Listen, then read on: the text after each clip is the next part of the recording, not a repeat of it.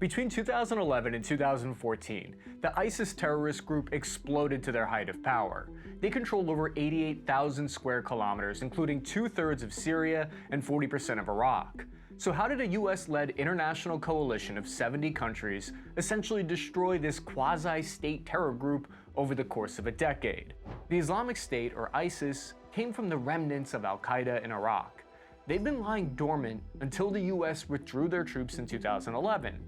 Throughout 2011, their numbers grew because the chaos inside of Syria with the start of the Syrian civil war left large sections of the country lawless and ungoverned.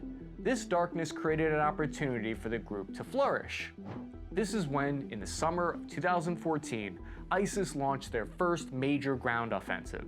Iraqi security forces were caught completely by surprise, and they lost territory all the way up to their capital in Baghdad. This self-proclaimed caliphate had captured territory stretching all the way from Aleppo in Syria to Dalia in Iraq. At 1.7 million people lived under Sharia law. By 2014, ISIS military forces alone consisted of at least 30,000 fighters. To make matters worse, up to 200,000 fighters around the world had pledged allegiance to them. They were armed with countless small arms and technical vehicles. ISIS terrorists had even captured anti-tank weapons, main battle tanks, and infantry fighting vehicles. But ironically, it was this shift from unconventional terror group to full-fledged rogue state that would trigger their downfall. The coalition had officially shifted from degrading ISIS to full-on counterattack. The next major target? The city of Mosul. There was one problem: 12,000 battle-hardened ISIS fighters in the city.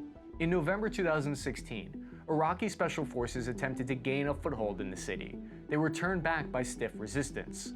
The seizure of the city was deemed the toughest urban battle since World War II at the time. 450 American special forces participated in the fighting on the ground to help sway the fight. But after a month of combat, coalition troops controlled only about 30% of eastern Mosul. US operators' primary purpose was to coordinate actions on the ground between different indigenous forces, while integrating American aircraft and Marine Corps artillery to the fight. Finally, in January of 2017, the Iraqi Prime Minister declared that just the eastern half of the city was liberated. The battle started in December 2016. 60 countries provided support and airstrikes. On July 9th of that year, 9 months, 4 days after the initial breakthrough by Iraqi special forces, Mosul was taken back. Iraqi forces suffered over 6,000 casualties, while ISIS lost an estimated 10,000. The battle was the largest military operation since the invasion of Iraq in 2003.